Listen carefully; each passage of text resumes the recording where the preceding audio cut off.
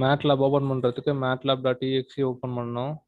அவர் coding கொடுக்குறது எல்லாமே ஒரு ஃபோல்டரில் கொடுப்பாரு. ஸோ இந்த ஃபோல்டருக்குள்ளே வந்து பார்த்திங்கன்னா எல்லா ஃபைலுமே இருக்கும்.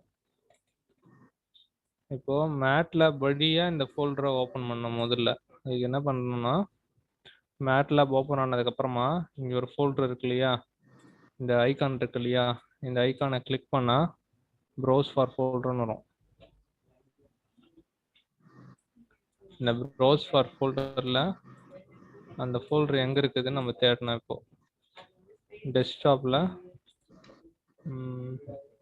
இந்த ஃபோல்டரை வச்சுட்டு செலக்ட் ஃபோல்டர்னு கொடுத்தா அந்த ஃபோல்டரில் இருக்கிறதெல்லாம் இந்த இடத்துல இப்போ வரும்.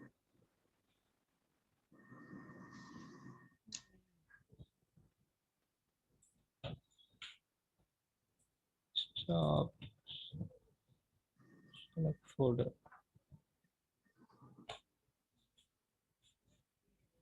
அப்படி அது வரலனா டெஸ்க்டாப்பில் போயிட்டு அந்த ஃபோல்டர் ஓப்பன் பண்ணிட்டு மேலே இந்த பாத்தை எடுத்து காப்பி பண்ணிவிட்டு மேட்லாபில் போயிட்டு இந்த பாத்தில் வச்சு பேஸ்ட் பண்ணிவிட்டு என்ட்ரு கொடுத்தா அந்த ஃபோல்டர்லாம் இங்கே வந்துடும். அவர் கொடுக்குற கோடிங் வந்து ஒர்க்கிங் மாடல் அப்படின்ற மாதிரி தான் கொடுப்பாரு 90%.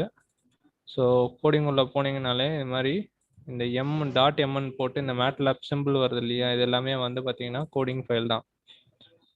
ஸோ அதை டபுள் கிளிக் பண்ணால் இந்த இடத்துல எப்படி ஓப்பன் ஆகும். ஒன்ஸ் இது ஓப்பன் ஆனதுக்கப்புறமா ரன் கொடுத்தீங்கன்னா இந்த இடத்துல ஸ்டேட்டஸ் காட்டும் பிஸியா என்னன்னு சொல்லிட்டு.